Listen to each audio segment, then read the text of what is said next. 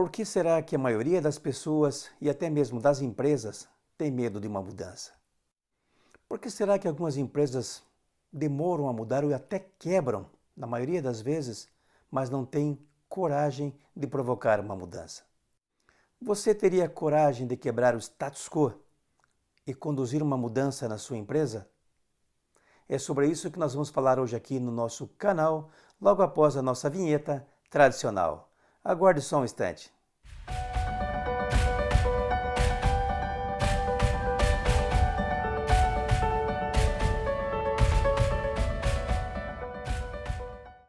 Olá, tudo bem? Aqui é o professor Jerônimo, seu coach de alta performance para gestão de negócios, empreendedorismo e liderança. E o assunto de hoje aqui é como promover uma mudança cultural na sua empresa. Como é que você pode contribuir de alguma maneira para promover essa mudança? O que é que você tem como característica ou competência para realmente ajudar nesse processo de mudança, principalmente agora nesses tempos de pandemia em que a maioria das empresas estão tendo que se adaptar a uma nova realidade. Porém, antes de a gente começar, não esqueça de deixar aqui o seu like, de se inscrever no canal se ainda não se inscreveu e principalmente de ativar o sininho para receber as minhas notificações toda semana. Eu sempre digo que toda semana você tem aqui 2 vídeos pelo menos para o seu melhor desenvolvimento, tanto na vida pessoal quanto profissional, ok?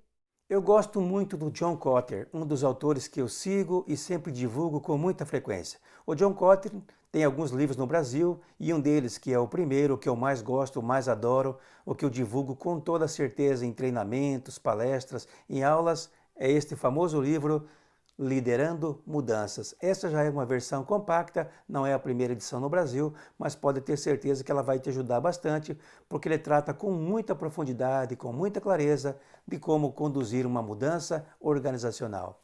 E eu vou começar aqui pelo John Kotter, que é um autor bastante cultuado, reconhecido internacionalmente, e ele é um especialista em mudança. O que é que o John Kotter fala sempre com muita propriedade? Reduzir quadro, mandar pessoas embora ou simplesmente praticar downsizing nas empresas nunca será suficiente para que uma empresa dê a volta por cima. Para que uma empresa dê a volta por cima, segundo ele, é necessário que haja aquilo que ele chama de reação tridimensional. O que é uma reação tridimensional?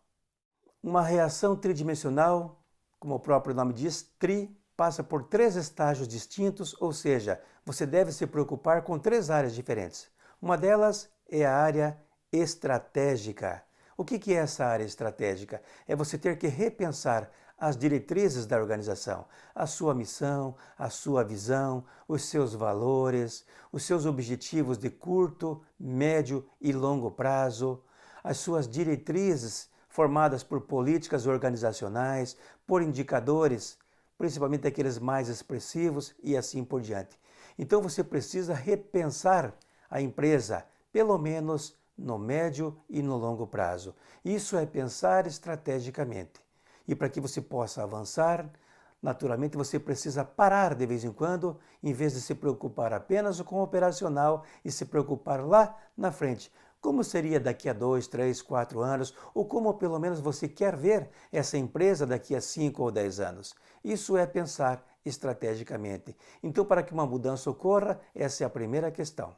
A segunda parte da reação tridimensional é aquilo que ele chama de área financeira, ou seja, de você ter que fortalecer o balanço financeiro da empresa, se preocupar muito mais com indicadores financeiros, com o próprio balanço da organização ou com o balancete mensal, analisar números, analisar a sua DRE, ou seja, aquela que demonstra o resultado do exercício mensal, semestral, anual e assim por diante. Quando você começa a olhar melhor os números, tratar melhor esses indicadores financeiros, se preocupar mais com a gestão do negócio, pode ter certeza que você vai ganhar muito mais consistência e a partir dali a sua empresa ganhará também um novo patamar. E o terceiro ponto da reação tridimensional é aquilo que ele fala de pessoas, seres humanos, colaboradores. É impossível você modificar, você alterar o status quo, você promover uma mudança duradoura, consistente, sem fortalecer também aquilo que a gente chama de capital humano.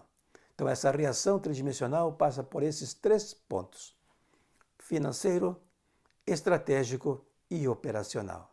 Mas quais seriam esses passos, ou esses 8 passos, para você promover uma mudança consistente e duradoura? Então vou me basear aqui num outro livro muito bacana, editado há pouco tempo e publicado no Brasil, que é do José Salib Neto e do Sandro Magaldi. Aliás, eu já divulguei esse livro aqui quando se trata de liderança, e eu vou aqui absorver um pouquinho do conhecimento e dar uma mastigada, digamos assim, para vocês naquilo que eles chamam de os 9 passos para uma mudança cultural.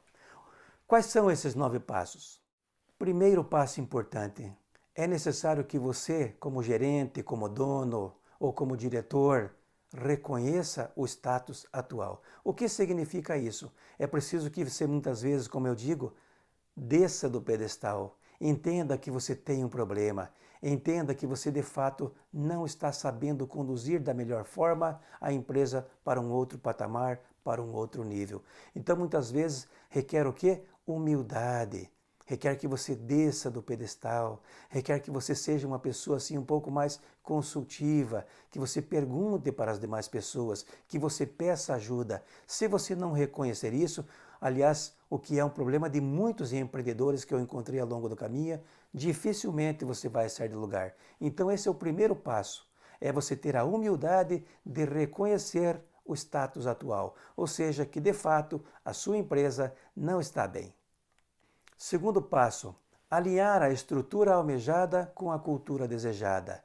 Se você quer uma empresa mais inovadora, obviamente você vai ter ali no seu organograma algo voltado para inovação, um departamento de inovação, uma área de P&D, pesquisa e desenvolvimento ou algo do tipo, para que você possa naturalmente ser uma nova empresa, se alinhar aos tempos atuais, se alinhar às novas tecnologias, a tudo que vem pela frente. Obviamente você tem que ajustar essa estrutura, não apenas na estrutura organizacional, mas também na questão do perfil das lideranças, para que você possa obter algo diferente um pouco mais adiante. Terceiro passo fundamental, é necessário derrubar os silos. O que é derrubar os silos? Toda empresa tem aquilo que a gente chama de silos, de feudos, ou seja, aquilo que a gente também chama comumente de forças de coalizão.